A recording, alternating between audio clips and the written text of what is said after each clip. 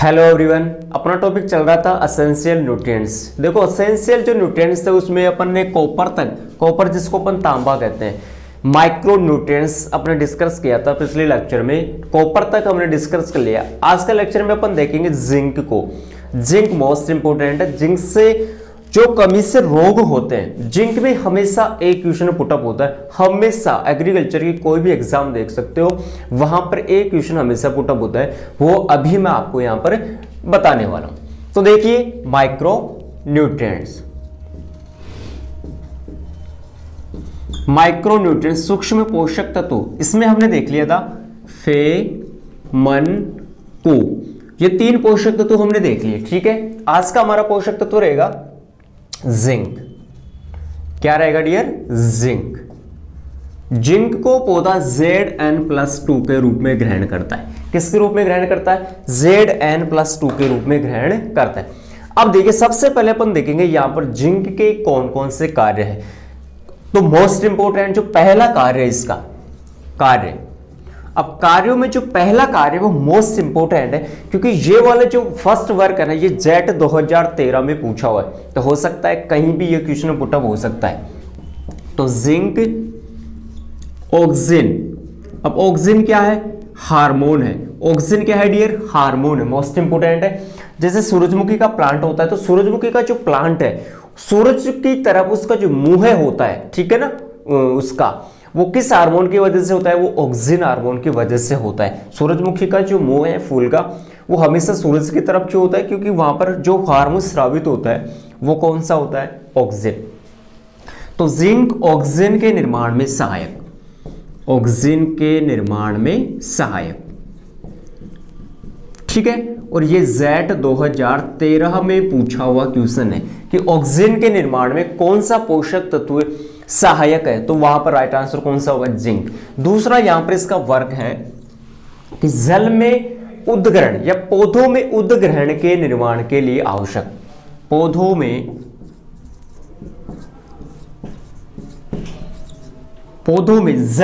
जल उद्ग्रहण, ठीक है ना, पौधों में क्या होगा डियर?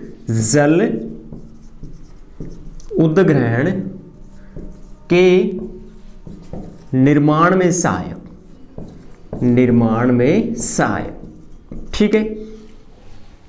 उद्ग्रहण मतलब उसको ग्रहण करने की जो कैपेसिटी है जल को, उसमें सहायक कौन सा पोषक तत्व होता है? जिंक होता है।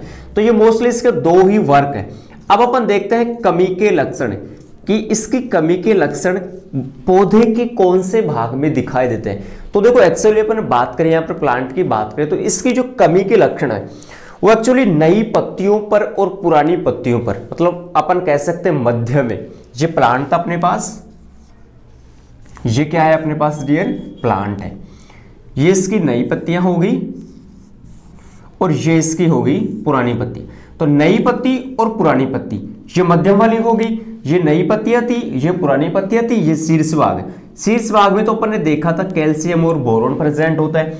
मध्य में ये वाला, यहां पर केवल एक ही पोषक तत्व है, वो कौन सा? जिंक। वो कौन सा? जिंक। बाकी नीचे वाली पत्तियों में हमने देख लिया था एनपीके, मैग्नीशियम और मोलिब्डेनम। ठीक है, नई पत्तियों में कौन सा था? फे, मन, कू। ठीक है, ये पोषक तत्व थे। तो देखिए मध्य में कौन सा पोषक तत्व है? जिंक। तो इसकी कमी के लक्षण ऊपर वाली पत्तियों में भी और नीचे वाली पत्तियों में भी क्या होते हैं? निहित होते हैं, इसके लक्षण दिखाई देते हैं। ठीक है, तो देखिएगा जो फर्स्ट कमी का लक्षण है वो क्या है? पौधों में, प्रॉपर इसके नोट्स बनाते हुए चलिए, पौधों में इसकी कमी के लक्षण नई व पुरानी पत्तियों पर दिखाई देते हैं। ठीक है, मोस्ट इंपोर्टेंट है पहला वर्क, इसके नई और पुरानी दोनों पत्तियों पर इसके लक्षण क्या है? दिखाई देते हैं। अब यदि जिंक की कमी होगी पौधे में, तो इसकी जो पत्तियां है अब देखो पीली पत्तियां किसकी कमी से होती है, नाइट्रोजन की कमी से, ठीक है। तो पीली पत्तियां होगी, अब वो पीली पत्ती होकर जब झड़ती है, नीचे गिरती है, तो उसमें किस पोषक तत्व की कमी होती है, उसमें जिंक निहित होता है। कौन सा निहित होता है, जिंक। तो पौधों में इसकी कमी होने पर पत्तियां जल्दी झड़ जाती है, ठीक है डियर। पत्तियां पीली तो नाइट्रोजन की वजह से होती है जब उसकी कमी होती है, और यदि जल्दी से पत्ती झड़ गई तो वहां पर कौन से पोषक तत्व की कमी होती है, जिंक की वहां पर क्या होती है डियर, कमी होती है। तो ये इसके दो लक्षण थे मोस्ट इंपोर्टेंट, और ये दो इसके क्या थे, वर्क। अब बात करते सबसे मोस्ट इंपोर्टेंट लेक्चर जो पॉइंट है हमारा, लेक्चर का सबसे मोस्ट इंपोर्टेंट पॉइंट वो है कमी से होने वाले रोग। कौन सा होगा डियर, कमी से होने वाला रोग। तो सबसे सदाबहार क्वेश्चन एग्रीकल्चर की कोई सी भी एग्जाम ले लो, जेड से लेकर डब्ल्यू, एओ, आईबीपीएस, जितने भी एग्रीकल्चर की कॉम्पिटिटिव एग्जाम होती है सभी में ये क्वेश्चन पुटअप होता है कि धान का मुख्य रोग कौन सा है। क्वेश्चन को आराम से सुन सकते हो। फर्स्ट क्वेश्चन है कैसे बनता है, धान का या धान की फसल का मुख्य रोग है, तो वो कौन सा होगा, खेरा रोग। कौन सा होगा, खेरा रोग। फिर सेकंड क्वेश्चन यहां पर बनता है कि खेरा रोग किस पोषक तत्व की कमी से होता है। खेरा रोग किस पोषक तत्व की कमी से होता है, ठीक है। किस पोषक तत्व की कमी से होता है, तो राइट आंसर क्या होगा डियर यहां पर, जिंक। तीसरा क्वेश्चन का मेथड यहां पर रहता है कि जिंक की कमी से धान में कौन सा रोग होता है, तो राइट आंसर क्या होगा इसका, खेरा रोग। राइट आंसर क्या होगा डियर, खेरा रोग, ठीक है। खेरा रोग के ये तीनों क्वेश्चन, ये तीन मेथड है, इन तीन से बाहर कुछ भी नहीं जाए। धान की फसल का मुख्य रोग है खेरा रोग। खेरा रोग किस पोषक तत्व की कमी से होता है, जिंक। अब ये जिंक कैसा है, सूक्ष्म पोषक तत्व। कैसा है डियर, सूक्ष्म पोषक तत्व, माइक्रोन्यूट्रिएंट्स।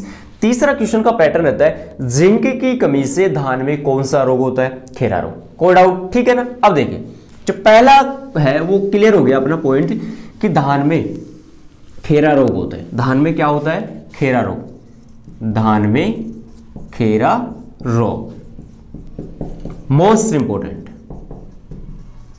दूसरा क्वेश्चन बनता है यहां पर, धान में खेरा हो गया, मक्का में सफेद कलिका रोग। सफेद कलिकाएं हो जाती है, जो पत्ती होती है उस पत्ती पर सफेद सफेद सफेद दाग से हो जाते हैं कलिकाएं। वो कैसे हो जाती है, बड जिसको अपन कलिका कहते हैं, वो कैसे हो जाती है डी, सफेद हो जाती है। तो मक्का में सफेद कलिका रोग, मक्का में सफेद कलिका रोग। तीसरा है मोस्ट इंपोर्टेंट, कपास व बैंगन में छोटी पत्ती रोग। छोटी पत्ती रोग ये मोस्ट इंपोर्टेंट है डियर, मोस्ट इंपोर्टेंट। यहां से सबसे ज्यादा क्वेश्चन पूछा जाता है। इंग्लिश में देख लीजिए, little leaf of brinjal and cotton. यहां पर सबसे ज्यादा जो क्वेश्चन पूछा जाता है वो बैंगन का पूछा जाता है कि लिटिल लीफ ऑफ ब्रिंजल किसमें होता है। यहां पर तो क्वेश्चन मिल गया कि छोटी पत्ती रोग किसमें होता है, तो यहां पर होगा बैंगन में। दूसरा क्वेश्चन बनता है कि लिटिल लीफ ऑफ ब्रिंजल किस पोषक तत्व की कमी से होता है, तो जिंक। मोस्ट इंपोर्टेंट है, यहां से सबसे ज्यादा क्वेश्चन पूछा जाता है। चौथा जो इसका रोग होगा वो होगा अमरूद में ब्रोजिंग। अमरूद में सीडियम गुआवा, अमरूद में ब्रोजिंग। सीडियों से कहां जाएंगे, गोवा जाएंगे और क्या खाएंगे, अमरूद खाएं, ठीक है। पांचवा रोग होता है जो कि इंपोर्टेंट है, आलू में लीफ फर्न रोग। आलू में कौन सा रोग होता है, लीफ फर्न रोग। आलू में लीफ फर्न रोग। ठीक है डियर, ये मोस्ट इंपोर्टेंट रोग है जो कि जिंक की कमी से होता है। धान में खीरा रोग, मक्का में सफेद कली का रोग, कपास में बैंगन में छोटी पत्ती रोग, ये दोनों बहुत इंपोर्टेंट है, ये वाला और ये वाला। फिर है अमरूद में ब्रोजिंग और आलू में लीफ फर्न। ठीक है डियर, थैंक यू।